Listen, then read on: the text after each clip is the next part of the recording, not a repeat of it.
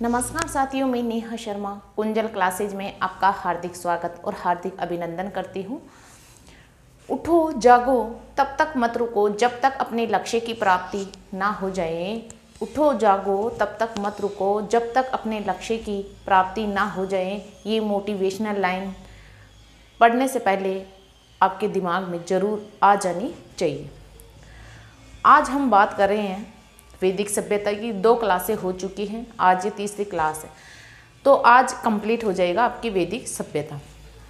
देखो, जैसे जैसे मैं जो चैप्टर पढ़ा रही हूँ, सिंधु घाटी सभ्यता, आपका जो वैदिक सभ्यता, वैसे वैसे आप या तो कोई टेस्ट सीरीज ज्वाइन कर लेना, या आप जो आपकी बुक्स है उसके पीछे जो ऑब्जेक्टिव क्वेश्चन होते हैं वो आप निकालना। ये टॉपिक पढ़ने के बाद, पूरा कंप्लीट पढ़ने के बाद मॉक टेस्ट और ऑब्जेक्टिव क्वेश्चन आपको ज़्यादा से ज़्यादा निकालने हैं, वहीं से आपकी प्रैक्टिस अच्छे से होगी।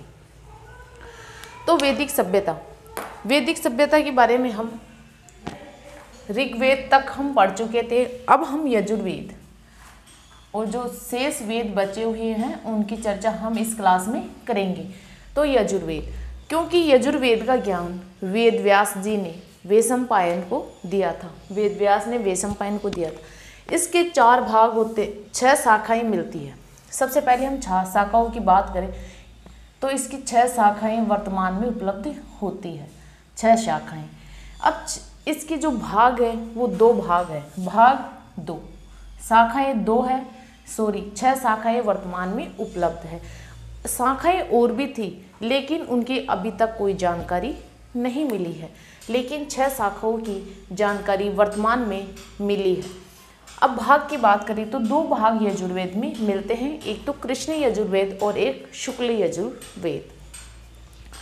अब कृष्ण यजुर्वेद की 4 शाखाएं हैं और शुक्ल यजुर्वेद की 2 शाखाएं हैं। अब कृष्ण यजुर्वेद की 4 शाखाएं कौन कौन सी है?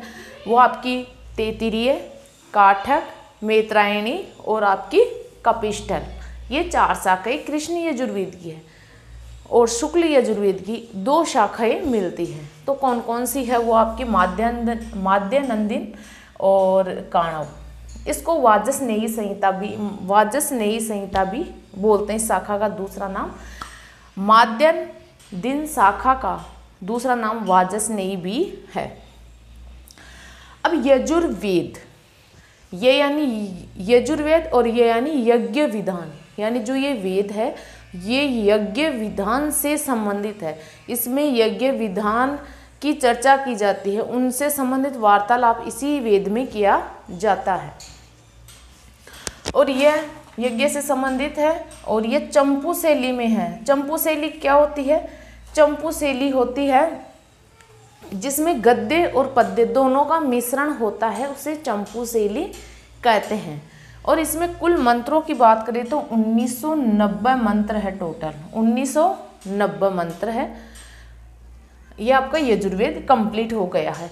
और नोट्स में आपको बता चुकी कि कैसे आपको नोट्स बनाने हैं, और कोई चीज़ें आपको और भी मिल जाए तो आप ऐड कर लेना वहाँ पे, क्योंकि जो मैं लेके आई हूँ वो जो फर्स्ट ग्रेड आपके असिस्टेंट प्रोफेशन उनमें जो किताबें चलती है वहाँ से मैं लेके आई हूँ ये फैक्ट, और जो एग्ज़ाम पिछले एग्ज़ामों में पूछे गए हैं वहाँ से मैंने फैक्ट कलेक्शन किए हैं, फिर मैंने उनका निचोड़ लेकर आई हूँ। मैं ये नहीं है कि मैं फालतू का कचरा आपके सामने लेकर उपस्थित हुई हूँ। अब है सामवेद। सामवेद आपका संगीत से संबंधित वेद्य है। वो यज्ञ विधि विधान का संबंधित था, ये संगीत से संबंधित वेद है। तो ये संगीत से संबंधित है। कुल मंत्र 1880 है इसमें। देखो, इसमें 1990, इसमें 1880। ये साम स्वर प्रधान है और वर्तमान में इसकी 3 शाखाएं उपलब्ध हैं। कितनी शाखाएं? 3 शाखाएं। 3 शाखाएं कौन कौन सी है?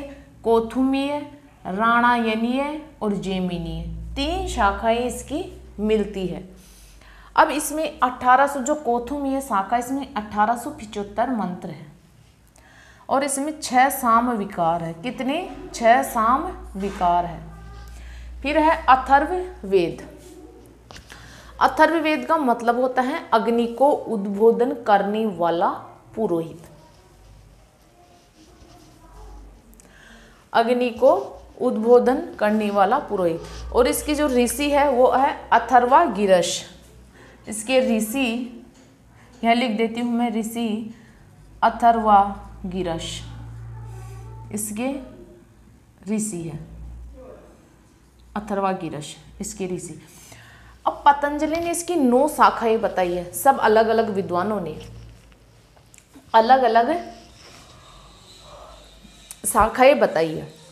कोई विद्वान कितनी बताता है, कोई कितनी, मतलब कि सब अलग अलग संख्याएं बताते हैं। लेकिन पतंजलि, यहाँ ये इम्पोर्टेंट है, तो पतंजलि ने इसकी 9 शाखाएं बताई, लेकिन वर्तमान में इसकी 2 शाखाएं ही मिलती हैं। देखो, अब आप देखो, ये क्रम याद रखना। यजुर्वेद में 4 शाखाएं, आपके सामवेद में 3 और अथर्ववेद में 2 शाखाएं मिलती है। अब 2 शाखाएं कौन कौन सी है? एक तो शौनकीय शाखा और एक पेपल्लाद शाखा। अब इसमें 5987 मंत्र है और इसमें 8000 मंत्र है।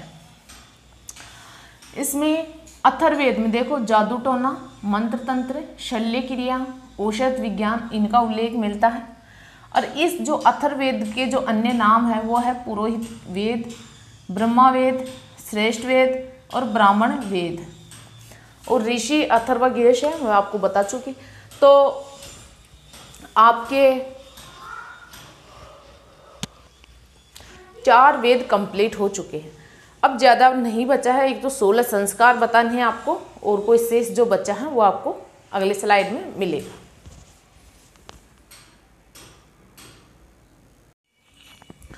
अब 16 संस्कार कौन कौन से हैं वो इस स्लाइड में हम चर्चा करेंगे।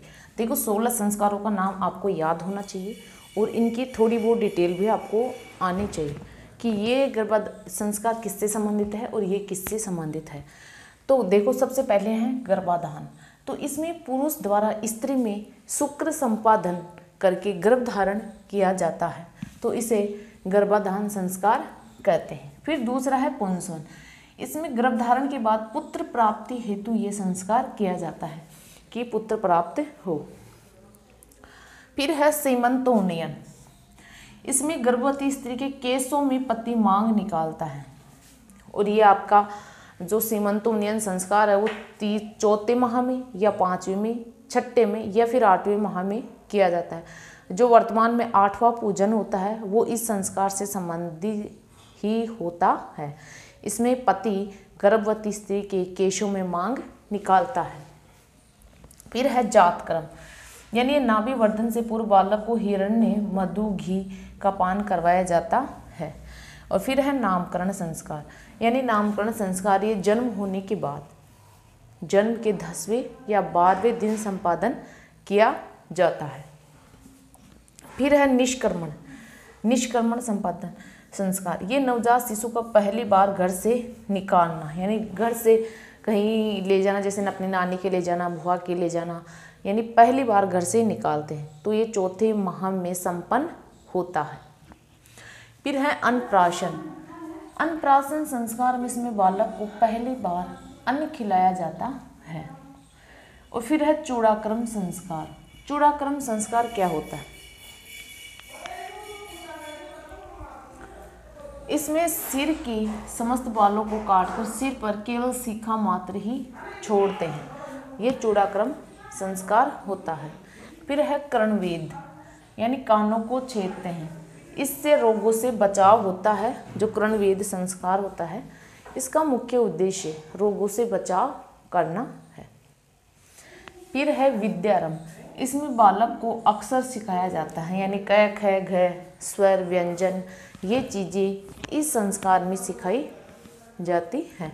फिर है उपनयन, यानी गुरु के समीप ले जाना, इसका अर्थ होता है गुरु के समीप ले जाना। फिर है वेदारंभ, यानी वेदों का अध्ययन प्रारंभ करना। वेदारंभ संस्कार का उद्देश्य वेदों का अध्ययन प्रारंभ करना होता है। फिर है केशान या गोदान, इसमें ब्रह्मचर्य की दाढ़ी काटी जाती है। अब ये ब्राह्मण, क्षत्रिय और वैश्य में, ब्राह्मण में 16, क्षत्रिय में 22 और वैश्य में 24 वर्ष में काटी जाती है। समापवर्तन यानी वेद अध्ययन के बाद गुरुकुल से अपने घर आना, यानी जो ब्रह्मचारी होता है वो वेद अध्ययन कर लेता है और फिर उसका जो अध्ययन पूरा हो जाता है तो वो अपने घर लौट आता है।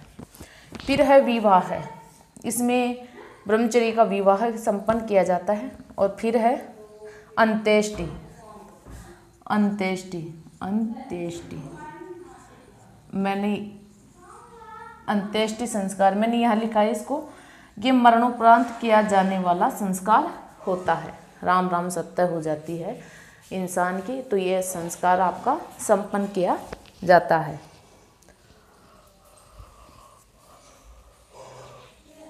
अब आपको संस्कार याद होने चाहिए, पुरुषार्थ याद होनी चाहिए, वेद, उपवेद, वेदांग सभी मैं आपको बता चुकी हूँ, तो ये सब चीज़ें आपको अच्छे से याद होनी चाहिए। और साथ साथ में ही याद करना है, ये नहीं है कि आज पढ़ लिया 2 दिन बाद याद करूँगा, 3 दिन बाद याद करूँगा, ये नहीं होना चाहिए।